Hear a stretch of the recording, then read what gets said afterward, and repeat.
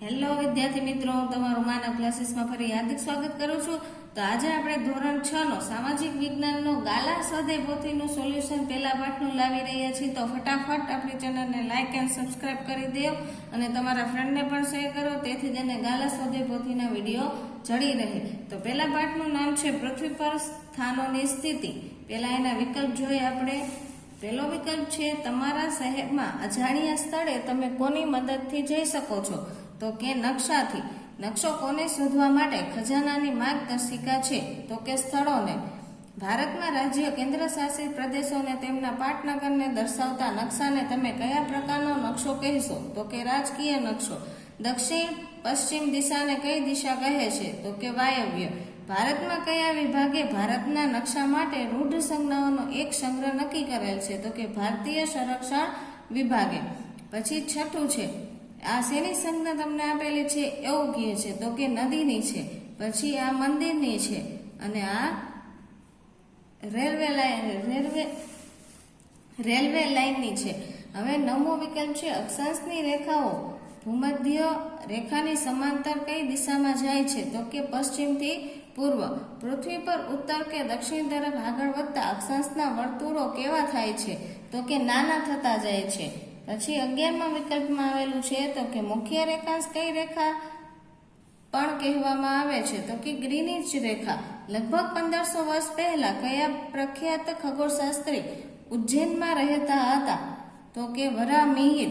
કયા બે નિર્દેશકોની મદદથી પૃથ્વી પરના કોઈ ચોક્કસ સ્થળોને દર્શાવી શકાય છે? તો કે અક્ષાંશ અને રેખાંશ.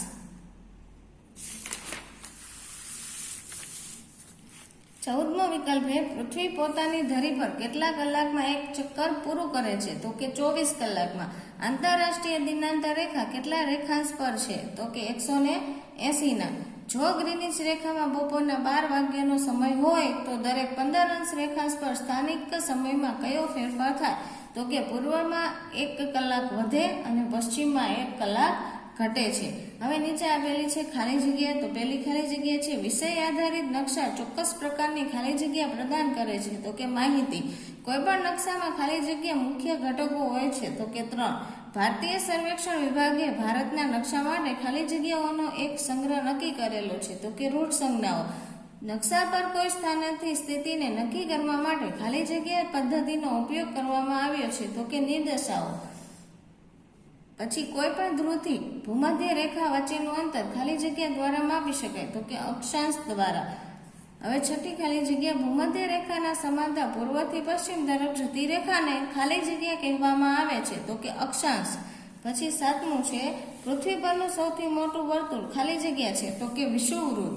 રેખાંશની મધ્યવર્તી રેખાઓ ખાલી જગ્યા હોય છે જે એક ધ્રુવથી બીજા ધ્રુવ સુધી જાય છે? તો કે અર્ધવર્તુળ. ઇંગ્લેન્ડના ખાલી જગ્યામાં આવેલા ગ્રીનિચ નામના વિસ્તારમાંથી પસાર થતા રેખાંશને મુખ્ય રેખાંશની માન્યતા મળેલ છે? તો કે લંડન. હવે છે 10મું ગ્રીનિચ રેખાના 0 અંશ મુખ્ય રેખાંશને ખાલી જગ્યા તરીકે ચિહ્નિત કરાયેલા છે? તો કે પ્રમાણ સમય. વિષુવવૃત્તથી ધ્રુવો તરફ જતા ખાલી જગ્યા અંતરનું એક માપ છે અક્ષાંશ. પૃથ્વીને ખાલી જગ્યા રેખા પશ્ચિમ અને પૂર્વ ગોળાર્ધમાં વહેંચે છે? તો કે ગ્રીનિચ. પૃથ્વીને ખાલી જગ્યા ઉત્તર અને દક્ષિણ ગોળાર્ધમાં વિભાજિત કરે છે? તો કે વિષુવવૃત્ત. 14મો પ્રાચીન ખગોળશાસ્ત્રમાં ખાલી જગ્યાની મુખ્ય રેખાનો ઉપયોગ થતો હતો? તો કે ઉજ્જૈન. ભારતીય પ્રમાણ સમય ગ્રીનિચના સ્થાનિક સમય કરતા ખાલી જગ્યા કલાક અને ખાલી જગ્યા મિનિટ આગળ છે? તો કે 30. સમય ક્ષેત્રને વિભાજિત કરતી રેખાઓ સંપૂર્ણપણે ખાલી જગ્યા નથી હોતી? તો કે સીધી. હવે છે ખરા ખોટા આપેલા નીચે. એમાં પહેલું ખરું ખોટું જોઈએ આપણે. તો કે નકશાના ઉપરના ખૂણે આવેલા 4 તીરો નકશાના 4 ખૂણા નિર્દેશ કરે છે? ખોટું. નકશામાં તમે સપાટીને ઉપરથી જોઈ રહ્યા હોય તો તેમ દેખાય છે? સાચું. નકશાને પ્રમાણમાં વગર પણ કાગળના નાના ટુકડા પર રજૂ કરી શકાય? ખોટું. હવે ચોથો વિકલ્પ છે ખરું ખોટું છે નકશાને આકર્ષક અને સુંદર દર્શાવવા રૂઢ સંજ્ઞાઓનો ઉપયોગ થાય છે? ખોટું. પૃથ્વીનો નકશો બનાવવો મુશ્કેલ છે કારણ કે ગ્રહની સપાટી સમતલ નથી? સાચું. પૃથ્વી સંપૂર્ણ ગોળાકાર નથી પરંતુ ધ્રુવો પર થોડી ચપટી છે? ખોટું. પૃથ્વી પર કર્કવૃત સૌથી મોટું વર્તુળ છે? ખોટું. અક્ષાંશ અને આબોહવા વચ્ચે સંબંધ હોય છે? સાચું. અક્ષાંશ અને રેખાંશ પૃથ્વી પરના કોઈ ચોક્કસ સ્થળને દર્શાવે છે. સાચું. ભારતનો પ્રમાણ સમય ગ્રીનિચ રેખાના આધારે નક્કી કરવામાં આવેલ છે. ખોટું. ગ્રીનિચ રેખાથી પૂર્વમાં આગળ વધતા દરેક 15 અંશના રેખાંશ પર સ્થાનિક સમય 1 કલાક વધે છે. સાચું. આંતરરાષ્ટ્રીય દિનાંક રેખા વાંકી ચૂકી છે. સાચું. હવે નીચે આપેલું છે જોડકું. તો કે પેલું છે 0 અંશ અક્ષાંશ વૃત્ત એટલે એમાં આવશે વિષુવવૃત્ત. 0 અંશ રેખાંશ વૃત્ત કહે તો ગ્રીનિચ રેખા. 180 રેખાંશ વૃત્ત કહે તો આંતરરાષ્ટ્રીય દિનાંતર રેખા. 90 અંશ ઉત્તર અક્ષાંશ કહે તો ઉત્તર ધ્રુવ અને 90 અંશ દક્ષિણ અક્ષાંશ કહે તો દક્ષિણ ધ્રુવ. હવે એમાં નીચે નાના પ્રશ્ન આપણને આપેલા છે જોઈ. પહેલો પ્રશ્ન છે ભૌતિક નકશા કોને કહે છે? તો કે કુદરતી બાબતો જેવી કે પર્વતો, મહાસાગરો અને નદીઓને દર્શાવતા નકશાઓને ભૌતિક નકશા કહે છે. રાજકીય નકશા કોને કહે છે? તો કે ગામ, શહેર, તાલુકા, જિલ્લા, રાજ્ય, દેશ, ખંડ, વિશ્વ વગેરેની સરહદે દર્શાવતા નકશાને રાજકીય નકશા કહે છે. નકશાના મુખ્ય ઘટકો કેટલા અને કયા કયા છે? તો કે નકશાના મુખ્ય 3 ઘટકો છે: અંતર, દિશા અને રૂઢ સંજ્ઞાઓ. પ્રમાણમાપ એટલે શું? તો કે પ્રમાણમાપ એટલે નકશા પરના કોઈ પણ 2 સ્થળો વચ્ચેનું પ્રમાણ અંતર અને પૃથ્વી સપાટી પરના તે સ્થળો વચ્ચેના વાસ્તવિક અંતર વચ્ચેનું પ્રમાણમાપ.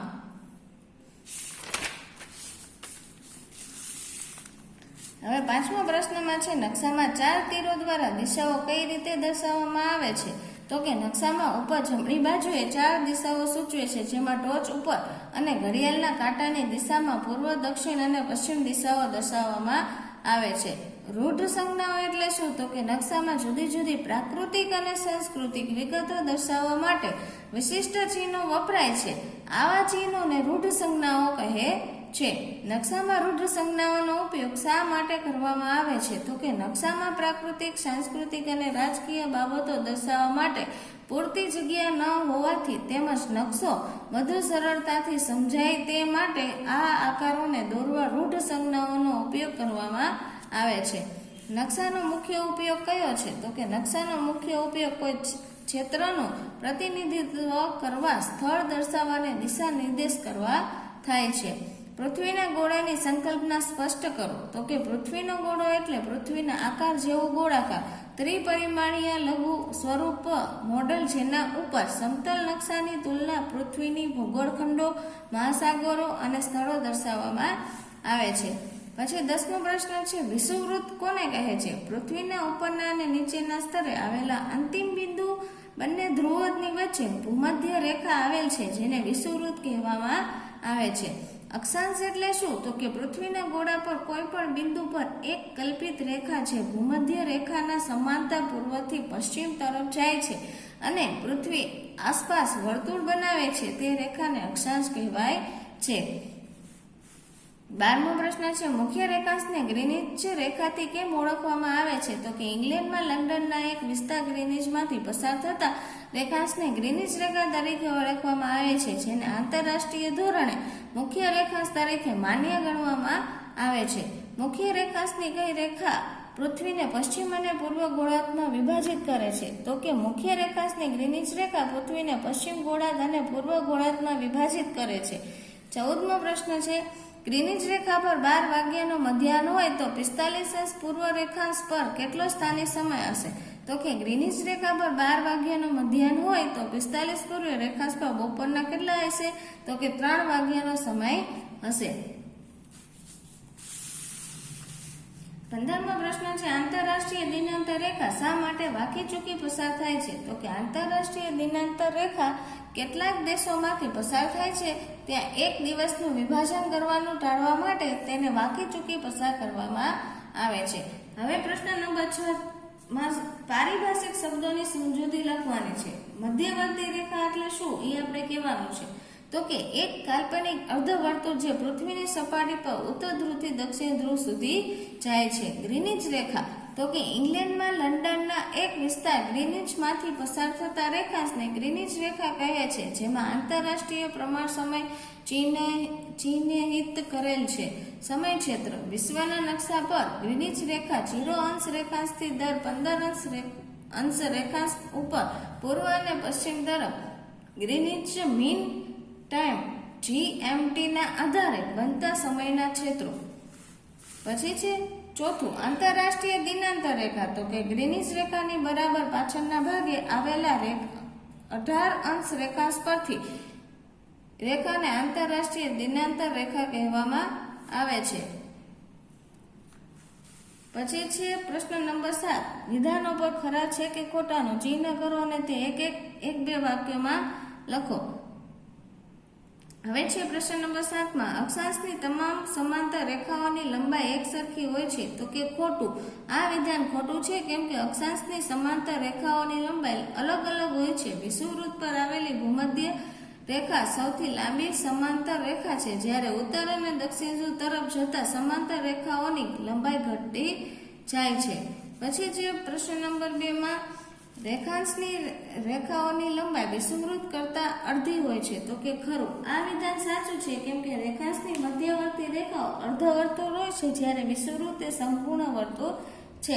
અહીંયા 180 અંશ રેખાંશ પરથી આવશે. પછી ત્રીજું છે દક્ષિણ ધ્રુવ ના 90 અંશ દક્ષિણ અક્ષાંશ છે, તો એમાં ખરું. તો આ વિધાન ખરું છે કેમ કે દક્ષિણ ધ્રુવ વિષુવવૃત્તની દક્ષિણમાં 90 અંશ ડિગ્રી ઉપર આવેલા હોવાથી તેને 90 અંશ દક્ષિણ અક્ષાંશ કહેવામાં આવે છે. આ બધા ખરા ખોટાના આપણે વિધાન દર્શાવવાના છે.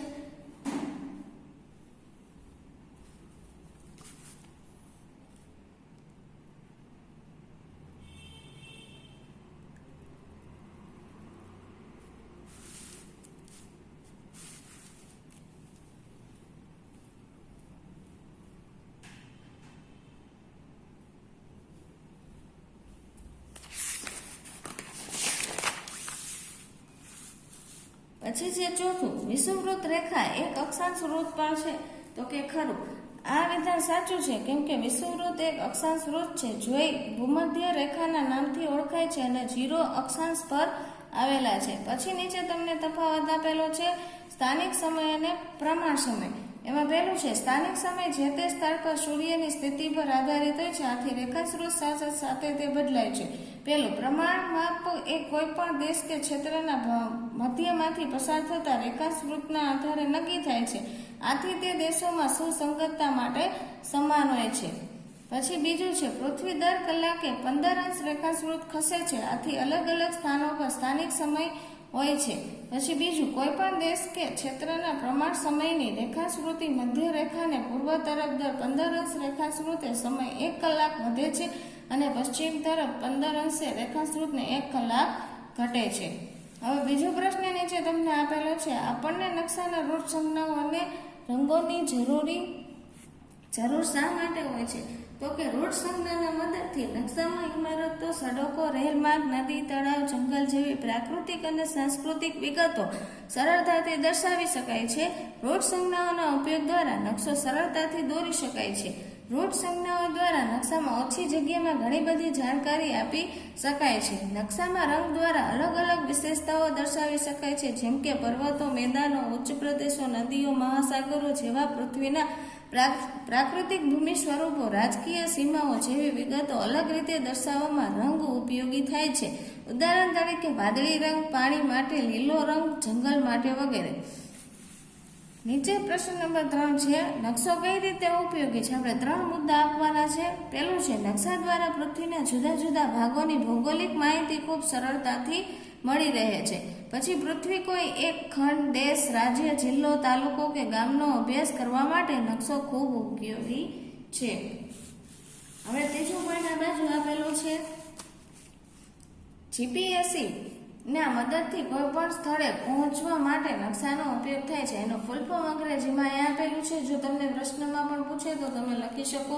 પછી છે ચોથું, ગ્રીનિચ રેખા એટલે શું? તો કે ઇંગ્લેન્ડમાં લંડનના એક વિસ્તાર ગ્રીનિચમાંથી પસાર થતા 0 અંશ રેખાંશને ગ્રીનિચ રેખા કહેવામાં આવે છે, જેને મુખ્ય રેખાંશ તરીકે આંતરરાષ્ટ્રીય ધોરણે માન્ય ગણવામાં આવે છે. 0 અંશ રેખાંશને ગ્રીનિચ મીન ટાઈમ આંતરરાષ્ટ્રીય પ્રમાણસર તરીકે ચિહ્નિત કરવામાં આવે છે. ગ્રીનિચ રેખાથી પૃથ્વીના પૂર્વ ગોળાર્ધ અને પશ્ચિમ ગોળાર્ધ એમ 2 ભાગ પડે છે. પાંચમું છે આંતરરાષ્ટ્રીય દિનાંતર રેખા એટલે શું? તો કે ગ્રીનિચ પર આવેલ આંતરરાષ્ટ્રીય પ્રમાણ સમય 0 અંશ રેખાંશની રેખાના બરાબર પાછળ રેખા લગભગ 180 રેખાંશ છે, જેને આંતરરાષ્ટ્રીય દિનાંતર રેખા કહેવામાં આવે છે. આ રેખાંશને ઓળંગીને પૂર્વથી પશ્ચિમ તરફ જતા તારીખ અને વાર એક દિવસ પાછળ કરવા પડે છે. એટલે કે સોમવાર હોય તો રવિવાર કરવો પડે. તે જ રીતે પશ્ચિમથી પૂર્વ તરફ જતા તારીખ અને વાર વધારવો પડે. એટલે કે રવિવારને બદલે સોમવાર લેવો પડે. આ રીતે 180 રેખાંશ એટલે કે આંતરરાષ્ટ્રીય દિનાંતર રેખા ઓળંગતા તારીખ અને વાર બદલાય છે. હવે નીચે તમને ભૌગોલિક વિધાનો કારણો આપી સમજાવવા આપેલા છે. તો કે અક્ષાંશ અને રેખાંશની મદદથી પૃથ્વી પરના કોઈ પણ સ્થાનને શોધી શકાય છે. પહેલું છે એમાં અક્ષાંશ અને રેખાંશ એ બે નિર્દેશકો છે જે બંને મળીને પૃથ્વી પરના કોઈ ચોક્કસ સ્થાને દર્શાવે છે. અક્ષાંશ પૃથ્વીના ગોળા પર આડી કાલ્પનિક રેખાઓ, જ્યારે રેખાંશ ઊભી કલ્પિત રેખાઓ છે. આથી કોઈ પણ સ્થાનના અક્ષાંશ અને રેખાંશ એક સાથે મળવાથી પૃથ્વી પર તે સ્થાનને શોધી શકાય છે. જેમ કે દિલ્હી 21 અંશ ઉત્તર અક્ષાંશ અને 77 અંશ પૂર્વ રેખાંશ પર આવેલા છે. તો આ બંને અક્ષાંશ રેખાંશને પૃથ્વીના ગોળા કે નકશામાં મેળવીએ તો દિલ્હીનું સ્થાન પૃથ્વી પર ક્યાં આવેલ છે તે જાણી શકાય છે. આથી અક્ષાંશ અને રેખાંશની મદદથી પૃથ્વી પરના કોઈ પણ સ્થાને શોધી શકાય છે.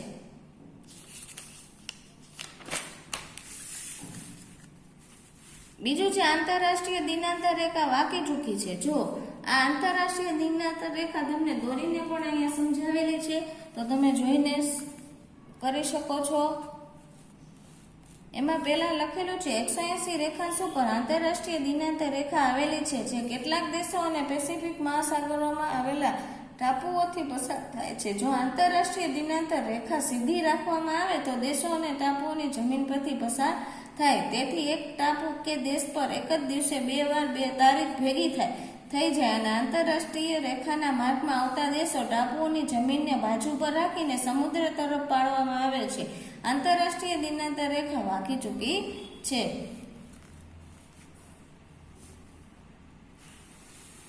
હવે નીચે તમને આપેલો છે પ્રશ્નના ઉત્તર. પેલું છે નકશો શું છે અને આપણે તેનો ઉપયોગ કેવી રીતે કરીએ છીએ.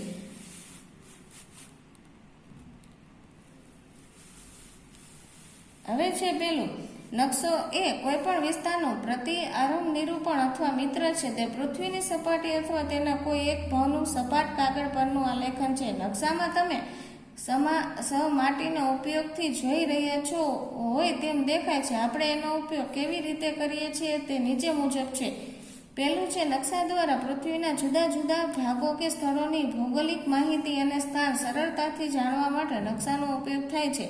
નકશો એ ખજાનાની શોધ માટેની માર્ગદર્શિકાઓ જોવા જેવો છે. તમને બતાવે છે કે કયું સ્થળ ક્યાં આવેલું, ત્યાં કેવી રીતે પહોંચી શકાય. અને ત્રીજું, પૃથ્વીના કોઈ પણ ખંડ, દેશ, રાજ્ય, જિલ્લો, શહેર કે ગામના અભ્યાસ માટે પણ નકશો ઉપયોગી છે. નકશાના મુખ્ય 3 ઘટકો છે: અંતર, દિશા અને રૂટ સંજ્ઞાઓ. હવે એના પછી એક બીજો પ્રશ્ન લાસ્ટ છે આ ચેપ્ટરનો, જોઈએ આપણે. નિર્દેશાંકો શું છે? પૃથ્વી પરના કોઈ પણ સ્થાનને ચિહ્નિત કરવા માટે અક્ષાંશ અને રેખાંશનો ઉપયોગ કેવી રીતે કરી શકાય? તો કે નિર્દેશાંકો સંખ્યાઓનો સમૂહ છે જે પૃથ્વી પરના સ્થાનોને શોધવામાં મદદરૂપ થાય છે. અક્ષાંશ અને રેખાંશના અંકોનો ઉપયોગ નિર્દેશાંક તરીકે કરવામાં આવે છે. પૃથ્વી પરના કોઈ પણ સ્થાનને ચિહ્નિત કરવા માટે અક્ષાંશ અને રેખાંશનો ઉપયોગ નીચે દર્શાવ્યા મુજબ કરી શકાય. પહેલું, અક્ષાંશ ભૂમધ્ય રેખાથી કોઈ સ્થાન ઉત્તરમાં કે દક્ષિણમાં કેટલું દૂર છે તે અંતરને માપે છે. બીજું, રેખાંશ મુખ્ય રેખાંશથી કોઈ સ્થાન પૂર્વમાં કે પશ્ચિમમાં કેટલું દૂર છે તે અંતરને માપે છે. ઉદાહરણ તરીકે, દિલ્હી 21 અંશ ઉત્તર અક્ષાંશ અને 77 પૂર્વ અક્ષાંશ પર આવેલા છે. તે આ બંને નિર્દેશકોની મદદથી પણ જાણી શકાય છે. તો આ ચેપ્ટર અહીંયા પૂરું થાય છે. આઈ હોપ તમે તમારા ફ્રેન્ડને પણ શેર કરશો અને તમે પણ લાઈક એન્ડ સબસ્ક્રાઈબ કરવાનું ભૂલતા નહીં.